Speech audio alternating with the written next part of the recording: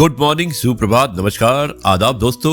आज कुमुद जैन द्वारा लिखी हुई एक कहानी जिसका शीर्षक है नीलम की मौसी, उससे शुरुआत करूंगा इस कार्यक्रम की। आज है एपिसोड नंबर 1425 और यह है आपका अपना प्रिय डॉक्टर आदि कश्यप मुंबईचा मानुस। ज्यादा समय ना लेते हुए शुरुआत करता हूं इस कहानी की। नीलम की मौसी ये पारिवारिक कहानी है, परिवार के बारे में है, रिश्तों के बारे में है और मुझे उम्मीद है कि आपको कहानी पसंद आएगी। नीलम एक गांव के गरीब परिवार में पैदा हुई। उसके माता पिता गांव में खेत में मजदूरी करते थे।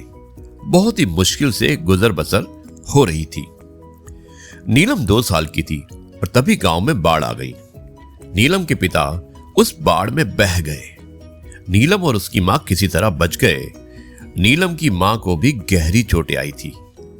अस्पताल में नीलम को अपनी बहन बबीता को देते हुए नीलम की मां ने कहा, बहन इसे अपनी बेटी बनाकर पालना। यह सुनकर बबीता ने कहा, ऐसा क्यों बोलती हो दीदी, आप ठीक हो जाओगी। यह सुनकर नीलम की मां को आंसू बहने लगे और कुछ ही देर में उसने अपने प्राण त्याग दिए। बबीता ने अपने पति मोहन लाल जी की मदद से किसी तरह नीलम की मां का अंतिम संस्कार कराया और फिर वो नीलम को लेकर शहर चली आई। शहर में उनका एक छोटा सा फ्लैट था जो कि किराए पर था। मोहनलाल जी एक छोटी सी नौकरी कर शहर में गुजर बसर कर रहे थे। इस पर नीलम के आने के बाद खर्च और बढ़ गया। 2 साल की बच्ची को पालना भी आसान नहीं था। मोहनलाल जी को यह सब पसंद भी नहीं आ रहा था। बबीता किसी तरह नीलम को पाल रही थी। कुछ दिन बाद एक दिन बबीता अपने पड़ोस में रहने वाली सहेली सुजाता से बात कर रही थी। बहन समझ में नहीं आ रहा कि क्या करूं। इनकी थोड़ी सी तनख्वाह में हमारा ही गुजारा बड़ी मुश्किल से होता है और अब नीलम के आ जाने से बहुत परेशानी हो रही है। सुजाता ने कहा कि एक काम कर, इसे किसी अनाथ आश्रम में छोड़ा, वहां ये अपने आप ही पल जाएगी। बबीता बोली, ये क्या कह रही है तू, मेरी बहन की अमानत है। मेरा अपना बच्चा होता तो क्या मैं उसे अनाथ आश्रम में छोड़ देती। यह सुनकर सुजाता ने कहा कि मुझे माफ कर दे, ना जाने मैं क्या भूल गई। एक काम कर, मैं इसे कुछ घंटे संभाल लूंगी, तू कोई काम ढूंढ ले। मेरा मतलब है कि कुछ घरों में काम करना शुरू कर दे। सुबह साफ सफाई करने का काम मिल जाएगा, इससे इसका खर्चा तो निकल ही जाएगा। बबीता ने कहा कि तू ठीक कह रही है, अगर तू इसे कुछ देर संभाल लेगी तो मेरी बहुत मदद हो जाएगी। सुजाता ने कहा कि अरे ये तो पुण्य का काम है, तू चिंता मत कर। बबीता को एक रास्ता नजर आ रहा था। शाम को उसने मोहनलाल जी से बात की। उन्होंने कहा, जैसा तुम चाहो करके देख लो, नहीं तो इसे किसी को देना ही पड़ेगा। अगले दिन से बबीता काम ढूंढने लगती है। कुछ लोगों से बात करके उसे 2 घरों में काम मिल जाता है और धीरे धीरे समय बीतने लगता है। नीलम अब 5 साल की हो गई थी। बबीता अब घरों में पूरे दिन काम करती थी। नीलम अब घर में रहकर अकेला रह सकती थी और बीच बीच में सुजाता उसकी देखभाल करने के लिए भी आ जाती थी।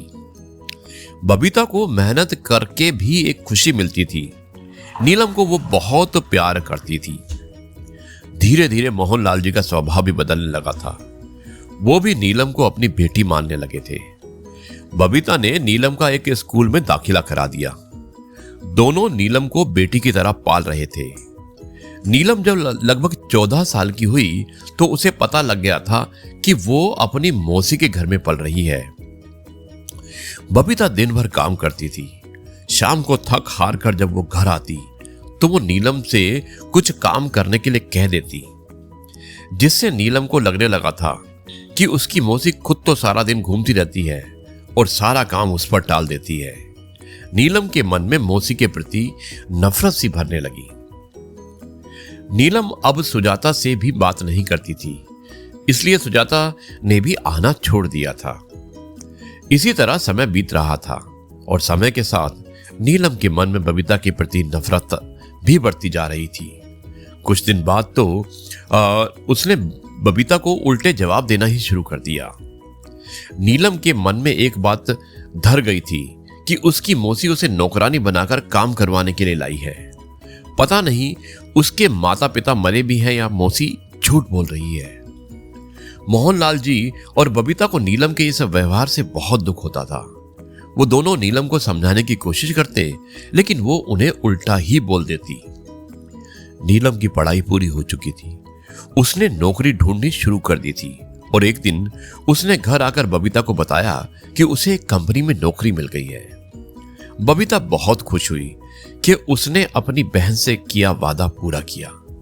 नीलम को अभी नौकरी करते हुए कुछ ही दिन हुए थे कि उसने अलग फ्लैट किराए पर ले लिया और वो अलग रहने लगी।